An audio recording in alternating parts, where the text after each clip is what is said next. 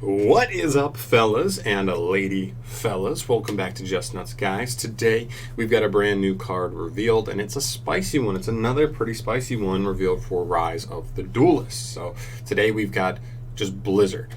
It's just called Blizzard. I don't know if that name will change. I kind of hope it does. It's a little plain. I'd like a little something, a little more pizzazz, a little more panache. I don't know what panache means, but it sounds right here. Anyway, a new quick spell appears that disrupts your opponent's big moves. Let's get into it.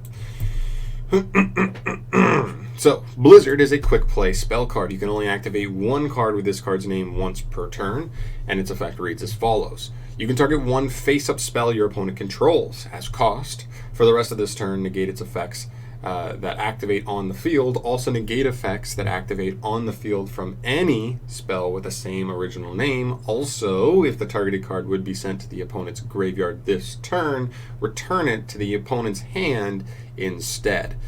So pretty cool. Some pretty good stuff here. Pretty much what this is just a spell negate.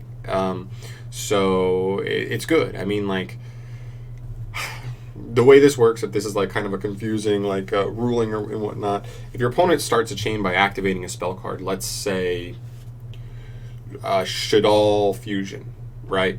You can just straight up chain this card targeting Shaddoll Fusion and negate its effects. Keep in mind, it negates the effects, not the activation. So what that means is if something was a hard once return, they would not be able to activate again because you did not activate you did not negate the activation. You only negated the effect, which is pretty cool. So even if they were going to get that Shaddoll Fusion back, because guess what? When a normal spell is activated and it resolves, it just goes to the graveyard. So with this second effect, where if the target card would be sent to the opponent's graveyard, it just goes back to their hand. At least they wouldn't be able to activate it again that turn. And in certain decks, you're just straight up stunning them for a turn with this, which is very, very strong. And there are other applications too.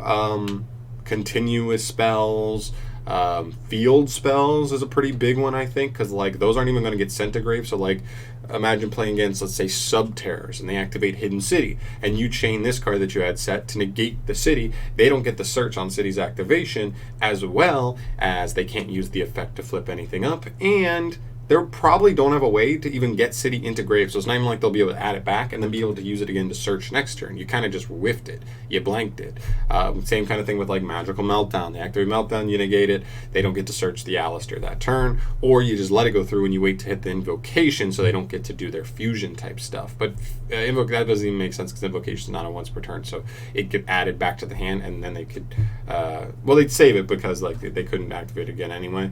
But still, there's a lot of use for this card. Like, spells are at a premium right now.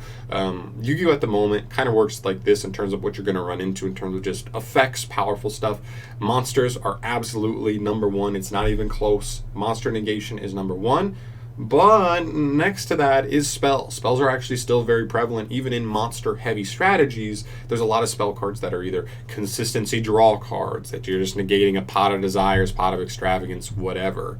Because I'm just saying, if you hit a Pot of Desires with this, that goes back to their hand, and then a lot of people are going to sit there and go, do I even risk activating another Desires? That's definitely a thing where they almost may consider not even wanting to activate it, so it is just making it a dead card for them. And if they do, they could risk just losing the duel right there if they banish stuff that they absolutely need to still have in their deck. So there's definitely some implications there, but there's consistency draw cards. They're just search cards, just thinking about, like stuff like Magical Meltdown, like I'm talking about for Shaddoll Invoked, Foolish Burial, stuff like that, whatever it is. Like, I think it's pretty good, and yeah, it's just a blank on one of those. Like, yeah, a lot of the time they're going to be getting that card back, so technically it's not a -1, but it does just lock them out of that card till the end of the turn. I mean, imagine if this card existed while Sky Strikers were still a thing. Hitting engage with this would be so good. It doesn't matter if they have multiple copies in their hand. They can't do anything with those copies in their hand for the rest of the turn, and you get a legitimate chance to take a huge step in starting to control the board and put strikers on their back foot. So I think this card's good. I think it'll pretty much have utility in pretty much any matchup. We'll have to see if this becomes like good enough to be a main deck card. I do think this is one of those cards because it doesn't actually trade with your opponent, whereas like Ash Blossom a lot of times just becomes like a 1-for-1. So you lose something, but so does your opponent. This card becomes a -1 technically. You lose this card as part of like a resource you had, but your opponent's probably going to get their card back to their hand, so they don't actually lose anything there. So you need to be playing it in a deck that can really capitalize quickly in one turn to really take a giant step in starting to set up like controlling situation for you to bring it home, because you know on the next turn they're going to have that same copy of that card that got added back, and they're going to be able to use it again. So you're going to know that they're still coming, and it doesn't negate the rest of the stuff in their hand. You know what I mean? Like, it slows that card down for the turn, but they still might have a good hand after that and stuff, which is kind of iffy as well. But I think it's a good card overall. I think this is going to be more of a side deck card if I had to guess, but I wouldn't be surprised if we saw this in a couple of main decks, because like I said, every deck pretty much plays spells in some capacity. Even trap decks play, like even Subterrors that people think normally it's a trap deck, you still play 3 Extravagance, 2 or 3 Duality, the 3 City and the Terraforming, maybe Called by the Grave, maybe Super Poly. Obviously you can't chain this to Super Poly, but or I already listed 10 cards straight up that this would still be good against. This is great against City. This is great against like Extravagance and Desire, or Duality. Well, it's not great against them, but it's okay against those draw cards. But yeah, I think the card's really solid. I'm really curious to see how people make use of it, and I think it's pretty good. So those are my thoughts on this card overall. Let me know your guys' thoughts on this card. What do you think? Do you think this is more of a side deck card like I do, or do you think this is good enough to just be generically in a main, as long as you have a powerful enough deck to really capitalize on it? Let me know your thoughts on that. And yeah, so thank you so much for watching, guys. As always, subscribe to the channel if you have not yet, and I will see everybody in the next video. Peace.